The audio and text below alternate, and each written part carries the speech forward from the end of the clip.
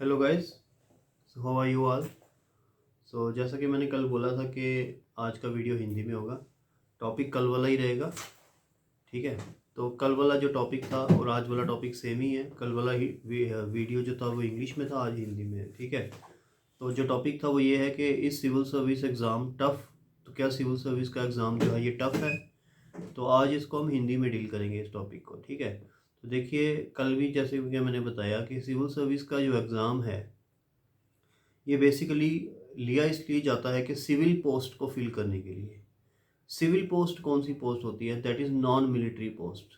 Non military post में तो बहुत सारी पोस्ट आ गई, ठीक है। तो अब सिंपल सिविल का मीनिंग ये होता है नॉन मिलिट्री, ठीक है। अब देखिए, नॉन मिलिट्री में और भी पोस्ट आ जाती है, लेकिन इसमें भी कुछ टो टोटली प्योर सिविल पोस्ट होती हैं, कुछ सेमी सिविल पोस्ट होती हैं, ठीक है। जैसे पुलिस की पोस्ट जो सेमी सिविल में आ जाती है, लेकिन आईएएस की जो पोस्ट है, ठीक है, ये टोटली सिविल पोस्ट है, ठीक है। तो बेसिकली सिविल पोस्ट में आईएएस आईपीएस दोनों आ जाएंगी, ठीक है। आईआरएस भी इसमें आ जाएगी, आईएफएस भी इसमें आ जाएगी, सारी पोस्ट इसमें आ जाएंगी। लेकिन मिलिट्री वाली पोस्ट इसके अंदर नहीं आती, वो आर्म्ड फोर्सेस के अंदर आती, ठीक है। अब सिविल सर्विस एग्ज़ाम जो लिया जाता है ये सिविल पोस्ट को फिल करने के लिए लिया जाता है। सिविल पोस्ट को फिल करने के लिए तो लिया जाता है, लेकिन सिविल पोस्ट भी बड़ी कैटेगरीज की होती हैं। लोअर लेवल की, मिडिल लेवल की, अपर लेवल की, ठीक है। तो लोअर लेवल की तो होगी क्लरिकल पोस्ट, ठीक है। उसको आप भूल जाइए, वो तो क्लरिकल एग्ज़ाम होते हैं उनको फिल करने के लिए। मिडिल लेवल की जो सिविल पोस्ट होती हैं वो स्टेट सर्विसेज लेती है, जैसे केएस है हमारी स्टेट की, या पंजाब की पीसीएस है, या राजस्थान की आरएएस है, या कर्नाटका की भी केएस है, ठीक है। अब जेएंडके की तो जेकेएस होगी, ठीक है। तो हर स्टेट में अपना अपना इसका स्टेट का एग्जाम है। आईएएस की जो पोस्ट होती है ये टॉप मैनेजमेंट के लिए ली जाती है, ठीक है।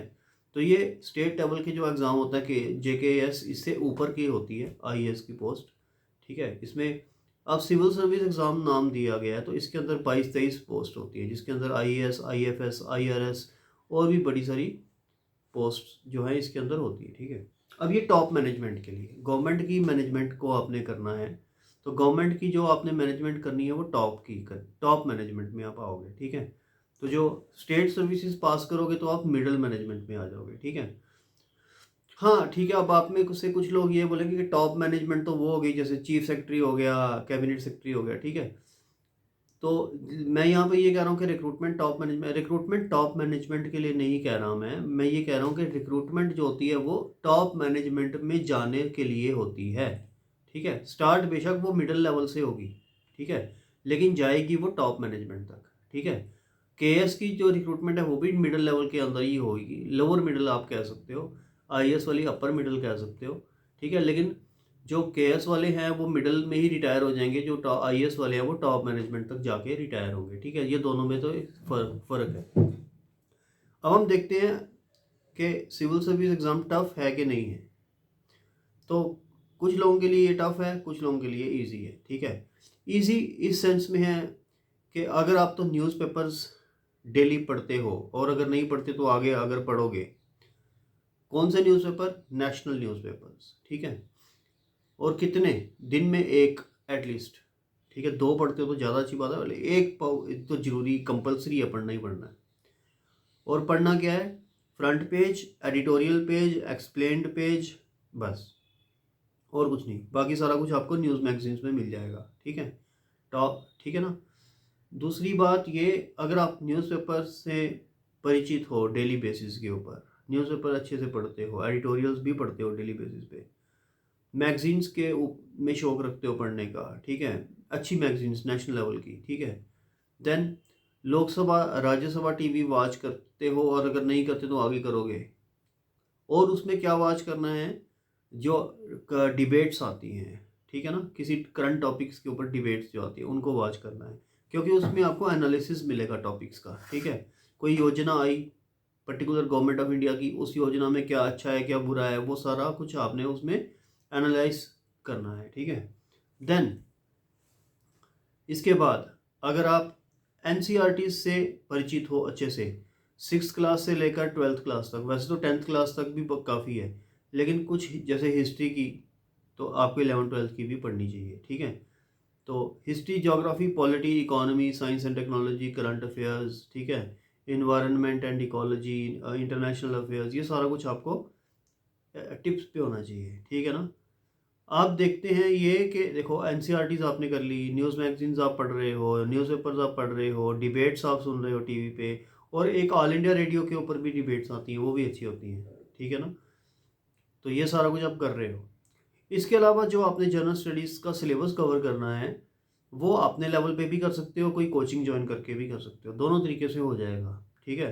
अपने लेवल पे करो तो भी ठीक है, कोचिंग में जाके करो तो भी ठीक है। कोचिंग में जाओगे तो थोड़ा सारा प्रोसेस जल्दी हो जाएगा, ठीक है ना। जैसे मैं ये सारी चीज़ें आपको बता रहा हूँ, कोचिंग में और भी टीचर आपको मिलेंगे, ठीक है, वो भी बताएंगे। तो जो चीज़ सीखते हुए आपको 1-2 साल लगेंगे अपने लेवल के ऊपर, कभी आप यूट्यूब से सीखोगे, गूगल से सीखोगे, किसी फ्रेंड से पूछोगे, सीनियर से पूछोगे, टीचर से पूछोगे, ऐसे तो वो भी आपका सही रहेगा। लेकिन ऐसे जब आप प्रोफेशनल सेटअप में आ जाओगे तो आपको फिर वो उस इंस्टीट्यूट की ड्यूटी बन जाती है आपकी प्रोफेशनली हेल्प करने की, ठीक है ना। तो फिर आपको ज़्यादा जल्दी उसमें बेनिफिट होगा, ठीक है। तो जो लोग अफोर्ड कर सकते हैं वो कोचिंग करें, जो नहीं कर सकते हैं वो खुद बैठ के भी तैयारी कर सकते हैं। ये इम्पॉसिबल नहीं है खुद भी तैयारी करना, ठीक है ना, खुद भी हो सकती है। बट जो अफोर्ड कर सकते हैं उन्हें करनी चाहिए, ठीक है ना। तो उन्हें कोचिंग करनी चाहिए। तो दूसरी बात ये मैं कहूँगा कि सिलेबस जीएस का पूरा कंप्लीट करिए, सीसेट का कंप्लीट करिए, ऑप्शनल सब्जेक्ट का कंप्लीट करिए अच्छे से। अब सिलेबस जो इसी हिसाब से कंप्लीट करना है, एनसीईआरटी इसी हिसाब से पढ़नी है, न्यूज़पेपर इसी हिसाब से पढ़ना है कि आज पढ़ो तो कल भूलना नहीं चाहिए। ये इसको अंडरलाइन कीजिए आप। आज पढ़ा तो कल अगर भूल रहा है तो वो फिर आज का पढ़ा हुआ किसी काम का नहीं रहेगा। अगर आपको वो याद रह रहा है कल परसों चौथ, ठीक है, तो वो अच्छी बात है, ठीक है, क्योंकि वही आपने अल्टीमेटली एग्जामिनेशन के अंदर प्रीलिम्स में और मेंस में लिखना है, राइट। अगर आप भूल ही जाओगे तो फिर लिखोगे उधर क्या।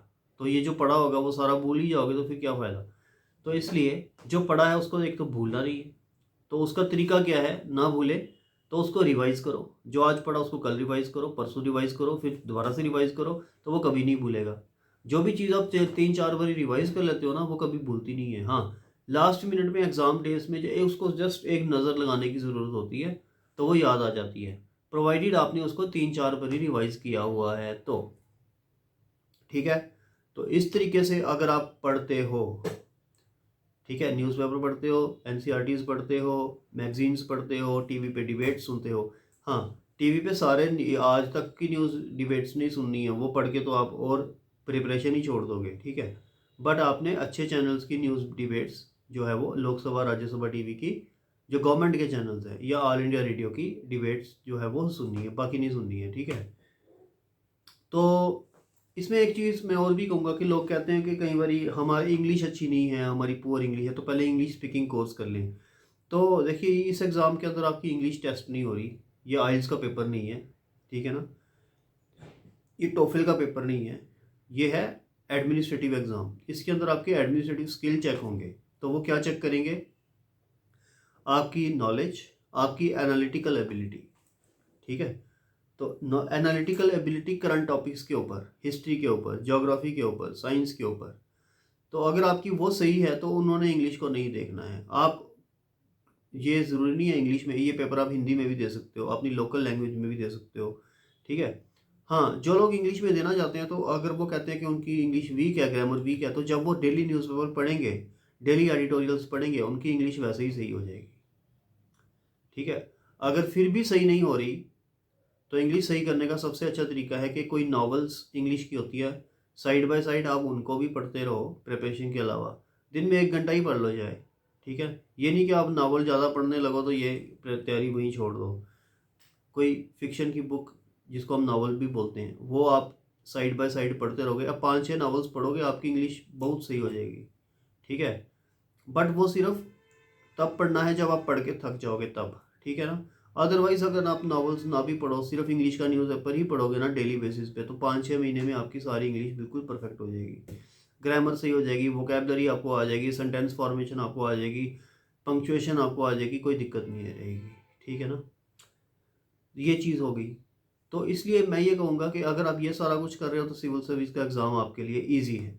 अगर आप ये सारा कुछ नहीं कर रहे हो, ठीक है, अगर आप न्यूज़पेपर नहीं पढ़ रहे हो डेली, अगर आप न्यूज़ मैगजीन्स नहीं पढ़ रहे हो डेली, अगर आप करंट इवेंट्स के ऊपर फोकस नहीं कर रहे हो, आप उनको फॉलो नहीं कर रहे हो, अगर आप हिस्ट्री, ज्योग्राफी, पॉलिटी सिर्फ एक बारी पढ़ के छोड़ रहे हो और दोबारा उनको रिवाइज नहीं कर रहे हो, तो भी आपकी प्रिपरेशन वेस्ट है, तो भी आपकी preparation wastage of time and effort है, ठीक है ना। तो इसलिए मैं कहूँगा जो मैंने पहले कहा वो सारा कुछ करोगे तो प्रिपरेशन ईजी रहेगी, अगर वो सारा कुछ नहीं करोगे तो प्रिपरेशन आपकी टफ़ ही रहेगी, चाहे आप 10 साल के हो पढ़ लो, प्रिपरेशन आपकी टफ़ ही रहने वाली है। अगर आपको एग्ज़ाम पास करना है तो जैसे मैंने आपको पहले बोला वैसे ही करना पड़ेगा, ठीक है, और कोई इसका वे आउट नहीं है, चाहे आप कोचिंग में करो, चाहे आप सेल्फ स्टडी करो, वे आउट इसका वही है, ठीक है। एनालिटिकल एबिलिटी अच्छी होनी चाहिए, नॉलेज होनी चाहिए। और एक और बात, एनालिटिकल एबिलिटी और नॉलेज ये तभी तक आपको काम आएंगी जब आप इसको मेंस के एग्ज़ाम में अच्छी प्रेजेंटेशन में लिख पाओगे। अगर आपको नॉलेज भी है, एनालिटिकल एबिलिटी भी है, लेकिन मेंस के एग्ज़ाम में आप अगर उसको लिख नहीं पा रहे हो, हैंडराइटिंग ख़राब हो गया, प्रेजेंटेशन ख़राब हो गई, टाइम पे क्वेश्चन कंप्लीट नहीं हुए, तो तब भी वो वेस्ट है। तो 3 चीज़ें, knowledge, analytical ability and presentation in the mains exam, ये तीनों चीज़ें आपको आईएएस क्लियर क्लास करा सकती हैं बड़े मज़े से, ठीक है। कोई टफ़ नहीं है ये एग्ज़ाम। ये एग्ज़ाम बेसिकली जितना आपने 10th लेवल तक हिस्ट्री, ज्योग्राफी, पॉलिटी, इकोनॉमी सारा कुछ पढ़ा ना, वही पूछता है जीएस में, प्री में भी और मेंस में भी। अब इमेजिन करो आईएएस का exam, mains exam 10th class के क्वेश्चंस पूछ रहा है, तो इसके ऊपर आपको अच्छा क्या चाहिए, ठीक है ना। आप ज़्यादा से ज़्यादा 11th 12th का लगा लीजिए, लेकिन तब भी 12th के ऊपर नहीं पूछेगा कभी भी वो, ठीक है ना। तो जो एग्ज़ाम आपको 12th बेस्ड स्टडी के ऊपर आईएएस बना रहा है, आईपीएस बना रहा है, आईआरएस बना रहा है, गवर्नमेंट की टॉप पोजीशंस आपको दे रहा है, परमानेंट जॉब दे रहा है, तो फिर आपको क्या चाहिए, ठीक है।